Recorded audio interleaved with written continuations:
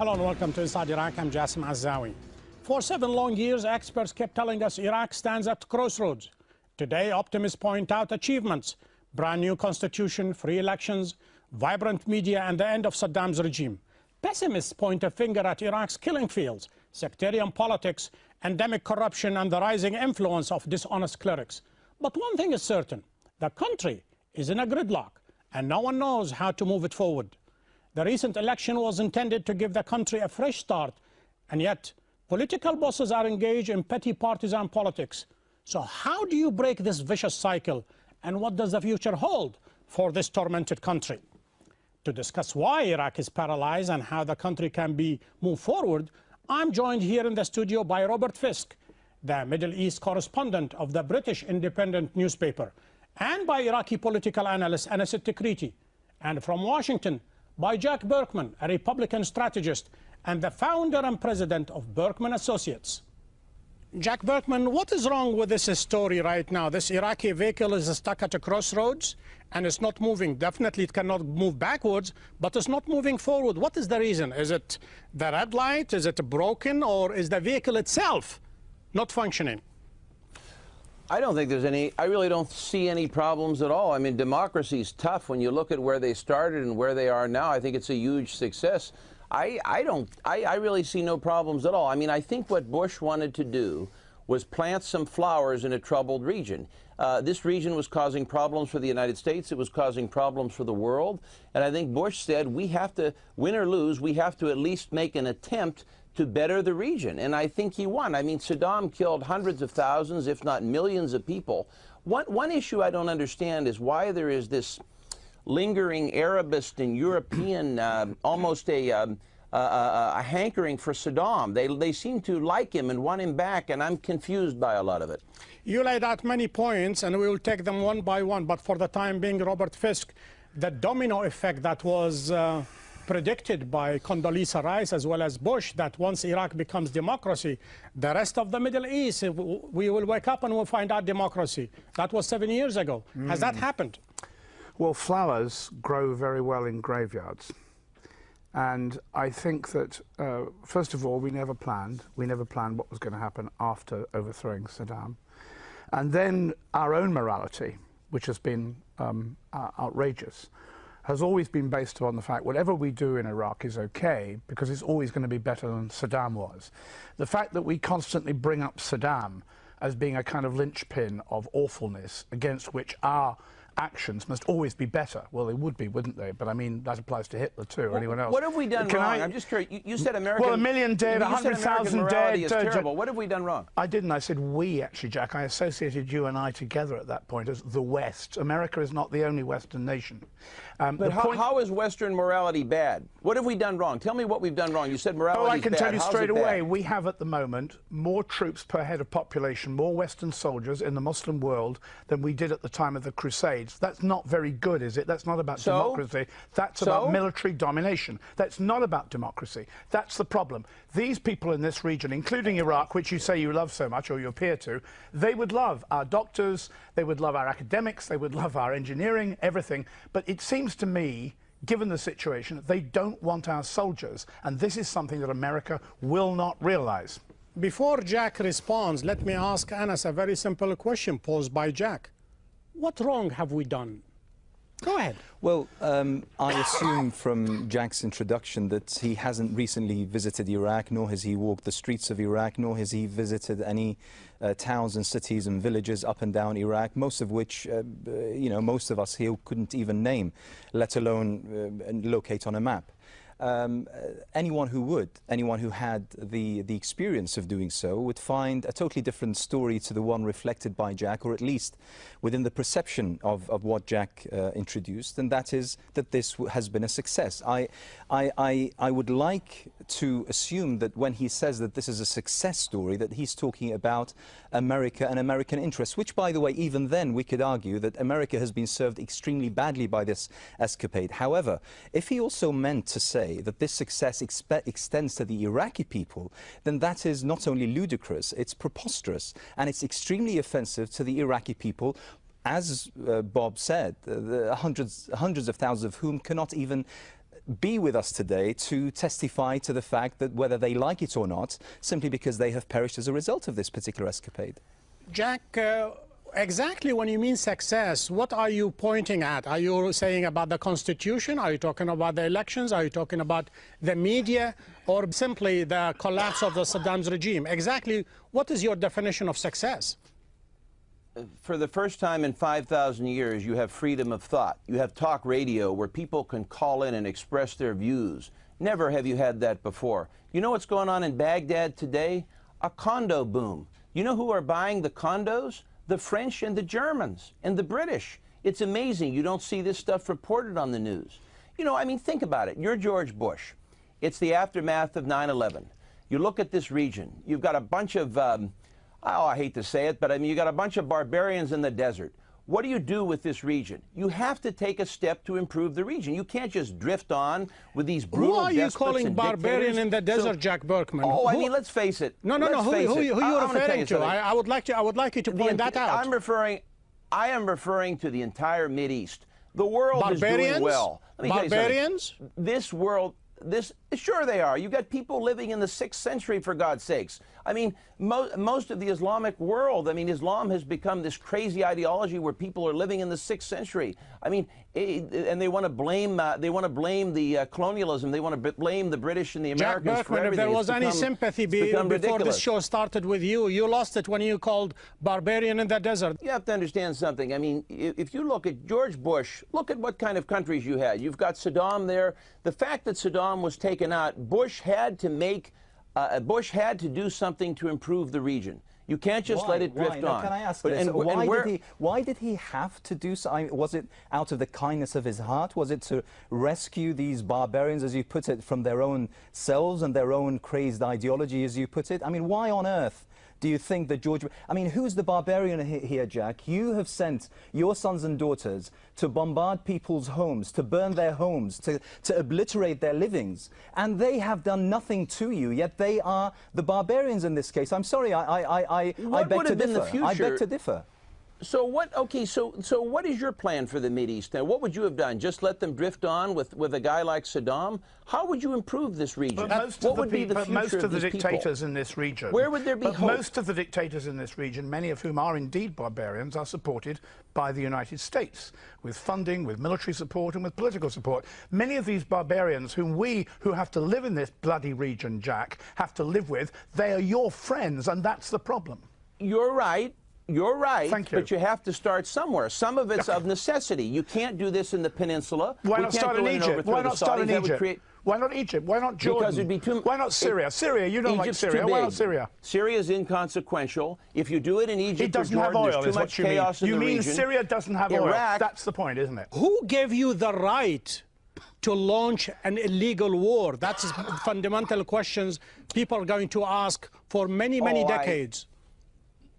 You know, who gave us the right? I mean, okay, look, I'll get even more controversial here. Did George Bush, I'm an eyewitness to history, I can tell you that George Bush, Dick Cheney, and the whole administration, it was never about weapons of mass destruction. They knew that stuff wasn't there. That's a bunch of trumped up nonsense. So they lied to the American people. Now, of course they did. They lied to the American people. Absolutely. Oh, absolutely. I can tell you as an eyewitness to history, they lied. And they should have lied. I mean, you know, they needed to do that because they needed to put a large American army in the heart of the Arab world. If that is the case, they lied and they should have lied. Who's the barbarian then?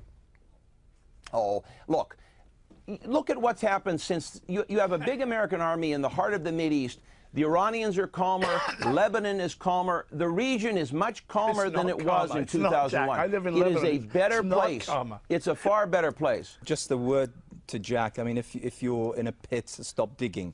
And you are digging even deeper, and you're digging yourself into a problem simply because, I mean, once again, unfortunately, what Jack represents is a constituency within the United States. And I'm more than happy to say that hopefully it's not the majority of the American people. I still harbor a lot of hope for the American people. But Jack represents a constituency which has never been to this particular region. They can't even locate it on a map, yet they see it fit. I have been to the region. I have been to the region many times. They see it fit to issue judgments over who these people are, how they live, how they believe in worship, yet they have no grasp of history, they have no grasp of geography. All they care about is interests. Yet he calls the people in this particular region barbarians, yet he has just said, as he puts it, a witness to history, that his leaders had to lie to the American people to go into an illegal war.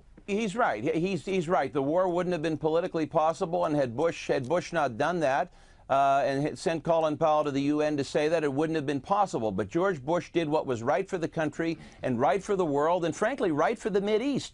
This is the ultimate beneficiaries of this will be the Iraqi people, will be the people of the region who will have a future and who will have a chance. They're locked in darkness. So let's go. This is the first time I've ever participated in an Al Jazeera comedy show. Look, we're in Iraq. We, the British, were there, of course, and we've run away already, as we will in Afghanistan before Jack's army realizes it. We went to Iraq because of oil. That's the only reason. The reason Jack refers to Syria, which presumably in his view is also labouring in barbaric darkness, is that Syria doesn't have oil. Yes.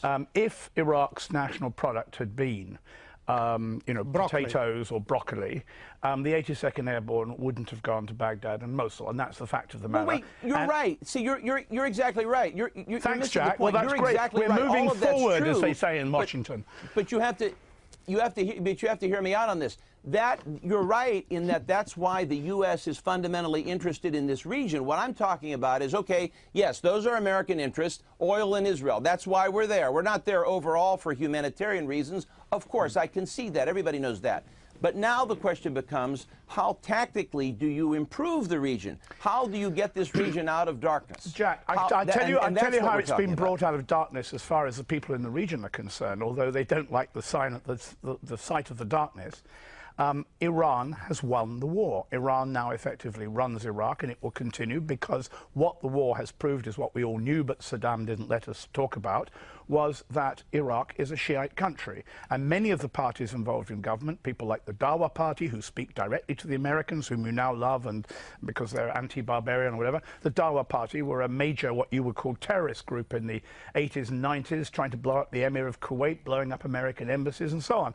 Basically, Iran has won the war, and they are extremely grateful to the United States. And that is the big blunder the United States committed. That's the big blunder your former boss... Tehran is very just, and Tehran is very grateful to George Bush. Indeed, she is, for removing the two dikes, and that is the Taliban and Saddam Hussein.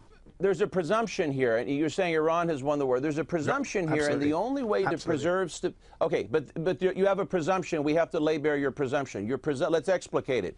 Your presumption is that the only way to preserve stability is essentially to have a dictatorship in Iraq and a dictatorship in Iran. Democracy is not possible. Don't try. The only way to have stability is to lock this thing down and leave it locked down forever. Now, Bush said, I understand the risk. I understand what can happen here, but I think we should take some long-term risk. I think we should take a chance on planting seeds, and just maybe these flowers can grow. That is one point of view, Jack Berkman, but the other point of view now by experts, including the American experts, including the current administration of Obama, that this was a grave and colossal blunder committed by George Bush. I just don't understand grave and colossal blunder. I mean, Saddam, you're talking about a person that killed hundreds of thousands of people with terrible weapons. The removal of Saddam regime is not a fundamental victory. It is not a big achievement. I mean, you make it as though the Iraqi people were somehow in love with Saddam Hussein. Saddam Hussein was the pet of the West. He was armed, he was funded, he was aided by your own government as well as many others for many years, and he was given the same weapon. Hang on, he was given the weapons in order to kill his own people as well as to make the country a threat to its neighbors. So the filthy hand of the West, including your own government, is severely inside Iraq. When you talk about darkness, Jack, it's Iraq since the 9th of April 2003 has been plunged in darkness, and for the past 7 years, any normal Iraqi, you say there's a condo boom. I don't know who these people are who are buying condos in Iraq right now, but I would suggest that the Iraqi people till now do not have the luxury of running electricity, and therefore they are currently under the American occupation. We know how deep it is. Go ahead, Robert. To Jack. I was banned. I've got a question for you, Jack. I was banned from Iraq because I described the mass rape and killing of Saddam's prisoners by Saddam's men at a prison called Abu Ghraib. On the day I was banned, Donald Rumsfeld went to shake hands with Saddam Hussein to improve relations and reopen the American embassy. Why did he do that? Well, I mean, to your point, America. I would go so far as Why to did he concede do that? that America Why did Rumsfeld do that? Why did Rumsfeld do that? You're right. At one point, Saddam was an ally. At one point, we were concerned. We were concerned that there needed to be a buffer against Iran. Why was he a nice guy back then? Was he a nice guy back then? Because our perception at the time was that to preserve balance of power, to hold the line in that region, we needed to be, Saddam needed to be an ally. The line against Iran, George right? Bush, The line against Iran. Look, I'll even take it further. Who's now won the war? I'm not arguing that. I concede all of these points. We created, in a lot of ways, the United States created the Ba'athists. In a lot of ways, George Bush himself, Bush's father, was very close to Saddam in the 80s. I mean, it could even be the case, I'll go even further. George Bush, as vice president in the 80s, might have even told Saddam to use chemical weapons against the Iranians. Wow. I don't know that for sure, but it might be true. Well, and he you know provided what? the components, At the time, yes, that's true, for the chemical weapons. Yeah. At the time, that might have been the If that smart is the thing to case, do. Jack because Berkman, let me go back to your earlier description about the barbarian in the desert. You want to think about that again? Well, you see, let me flesh that out. If you want to go back, let me explain that comment. I don't retract it, and let me explain it, because if you want to go back to it, I'm going to give you a broad answer. It's inexplicable. The world, as a general matter, you got to hear me out. The world is doing well. The Western Hemisphere, Asia, Europe, there are problems, but as a general matter, the world is doing well. What's not doing well is this patch of people living in a region that we describe as the Mideast. A lot of them are locked in this mentality. They think they're living in the 6th century. I heard that before. Let me pose it to Robert Fisk. Robert Fisk, why can't you just be grateful? Why this region cannot be grateful and wait for the United States, wait for the George Bush lookalike to come and fundamentally reform this area? Look, I think the basic problem, which we never discuss on this issue, whether it be Iraq, whether it be America, or the Middle East, is that in this area, which Jack says is in barbarous darkness, are millions of people who never lost their faith in God.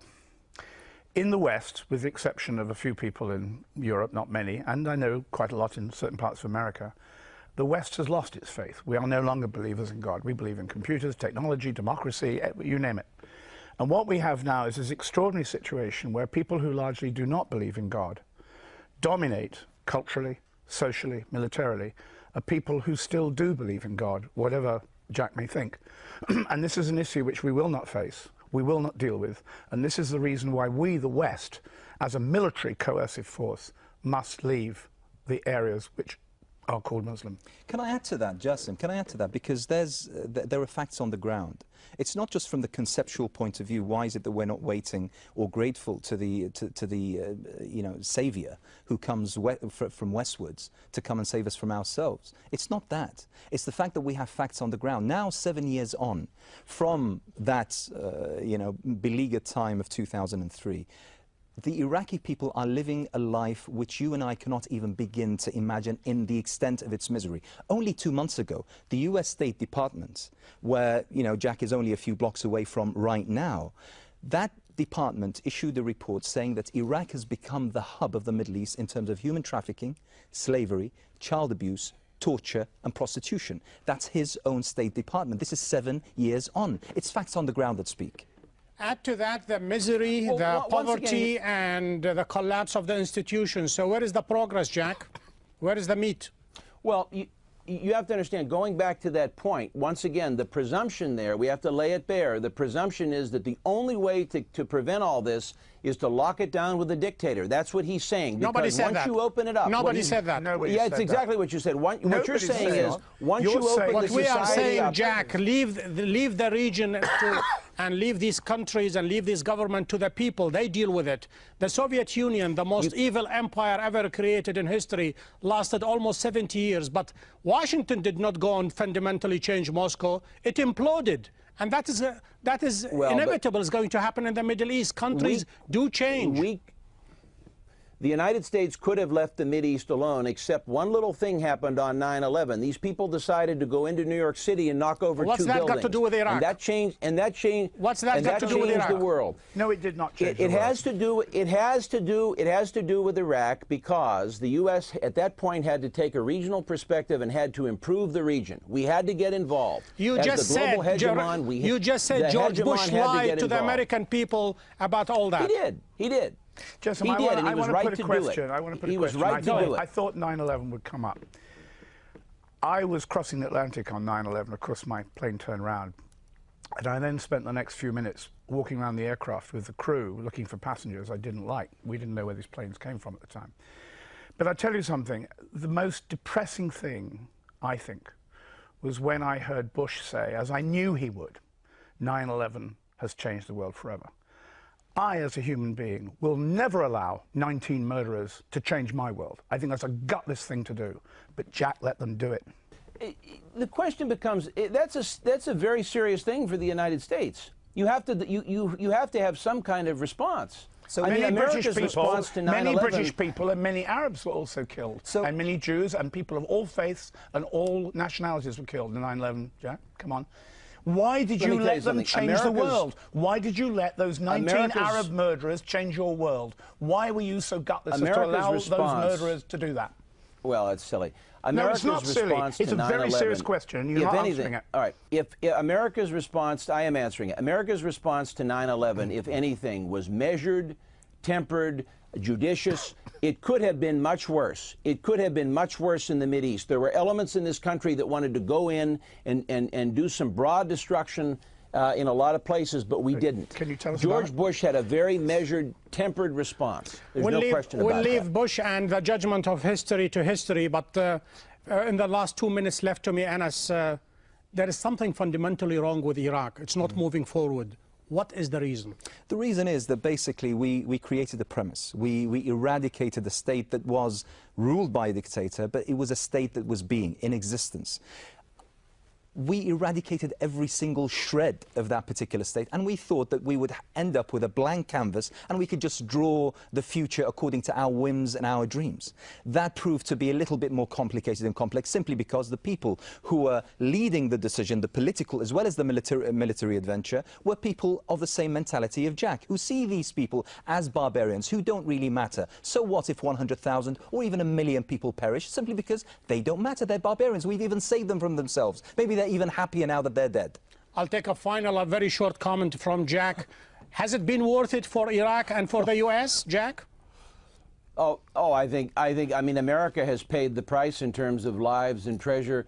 I don't think there's any question it's worth it for Iraq and for the region, because I think they're headed in the right direction, and I think you had to take a chance. Frankly, even if it results in failure, and I don't think it will, I definitely don't think it will, but even if the experiment results in failure, it was still the right policy choice, because in the first part of this decade, you had to take a chance. Robert Fisk, the last word. You notice you used the word experiment. One sentence. I think that Jack would have loved living in ancient Rome. Because? I think that he's actually espousing the views of Roman emperors at the moment. This is Rome. And in fact, just behind him, I think the house looks a bit Roman, doesn't it? Even the architecture. I think Jack would have loved Rome. Robert Fisk, Anas Takriti, Jack Berkman. Gentlemen, thank you for being guests on Inside Iraq. That was fun. Thank you. Thank you very much. To watch the show online, please visit our website, aljazeera.net/English. We have reached the end of this show. Join me next week when we take another look inside Iraq. Until then, this is Jassim Azzawi wishing you a great week.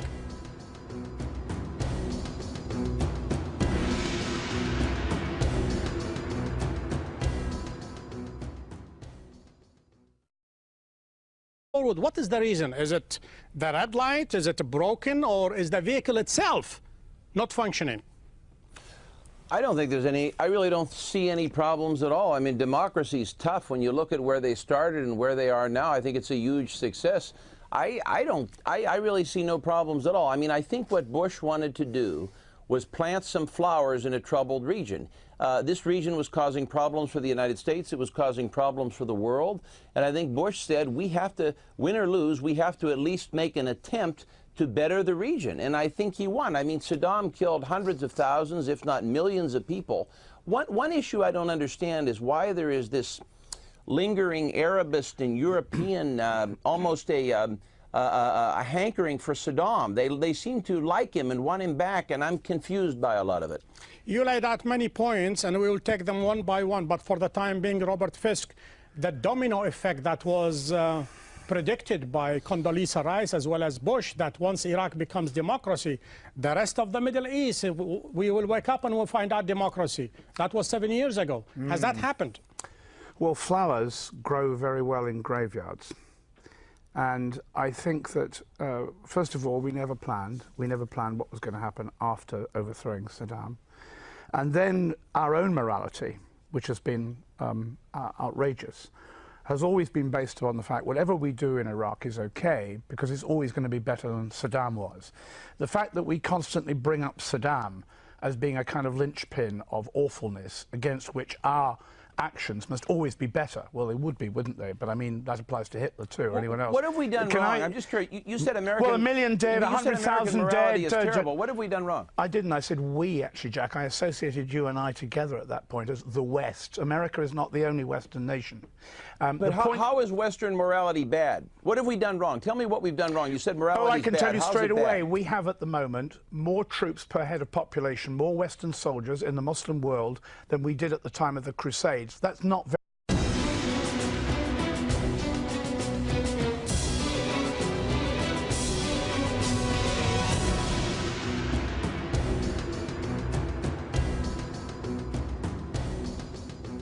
Hello and welcome to Inside Iraq. I'm Jassim Azzawi. For 7 long years, experts kept telling us Iraq stands at crossroads. Today, optimists point out achievements: brand new constitution, free elections, vibrant media, and the end of Saddam's regime. Pessimists point a finger at Iraq's killing fields, sectarian politics, endemic corruption, and the rising influence of dishonest clerics. But one thing is certain: the country is in a gridlock, and no one knows how to move it forward. The recent election was intended to give the country a fresh start, and yet political bosses are engaged in petty partisan politics. So how do you break this vicious cycle, and what does the future hold for this tormented country? To discuss why Iraq is paralyzed and how the country can be moved forward, I'm joined here in the studio by Robert Fisk, the Middle East correspondent of the British Independent newspaper, and by Iraqi political analyst Anas Tikriti, and from Washington, by Jack Berkman, a Republican strategist and the founder and president of Berkman Associates. Jack Berkman, what is wrong with this story right now? This Iraqi vehicle is stuck at a crossroads and it's not moving. Definitely it cannot move backwards, but it's not moving forward.